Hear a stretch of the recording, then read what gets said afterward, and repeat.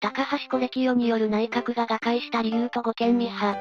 イントロダクション。高橋是清による内閣は、日本の政治史における重要な転換点となりました。その瓦解の背景には、複雑な政治的状況と護憲ミハの動きがありました。本動画では、この歴史的な出来事について、ずんだもんと四国メタンの対話を通じて詳しく解説していきます。政治的背景と時代状況。当時の政治状況はどうだったのだ。高橋是清は財政家として優れた手腕を発揮していたけれど、政治的な対立が深まっていた時期だったの。特に軍部との予算配分をめぐる対立や民主的な政治体制を求める声が強まっていたわ。彼は財政の健全性を重視する立場から、軍部の要求する過度な軍事予算の増額に慎重な姿勢を示していたの。また国内の経済状況も不安定で、様々な改革が必要とされていた時期でもあったわ。護憲ミハの形成と影響力。護憲三派って何なのだ。どんな人たちが集まったのだ。護憲三派は当時の政党政治の中心的な存在だったのよ。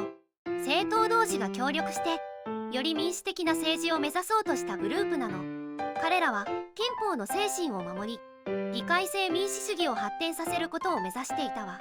特に政府の意思決定過程の透明性向上や民意の反映を重視する立場をとっていたの。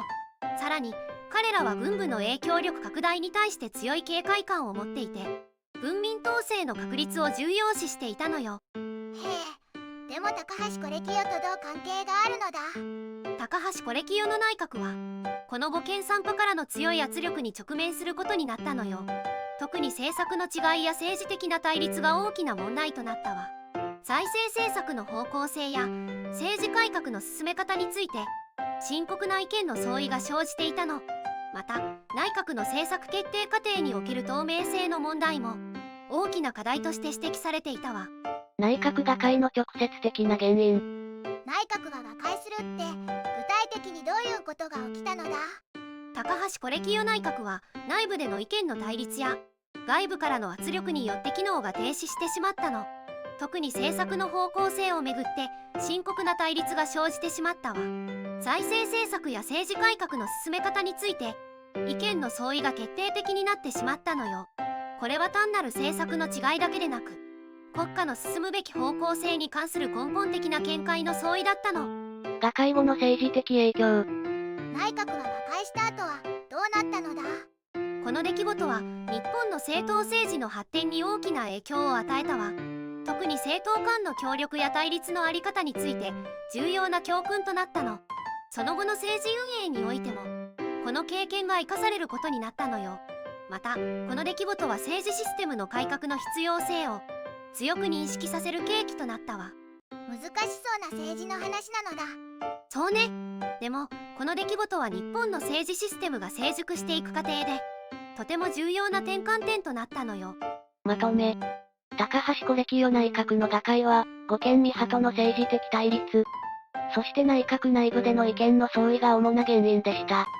この出来事は、日本の政党政治の発展過程における、重要な出来事として位置づけられています。政策の違いや政治的な対立は避けられないものですが、この経験は後の日本政治に大きな教訓を残したのです。今日の動画はここまで。最後まで見てくれてありがとうございました。このチャンネルでは日本の侍に関する情報を5分以内の短くまとめた動画を毎日投稿中。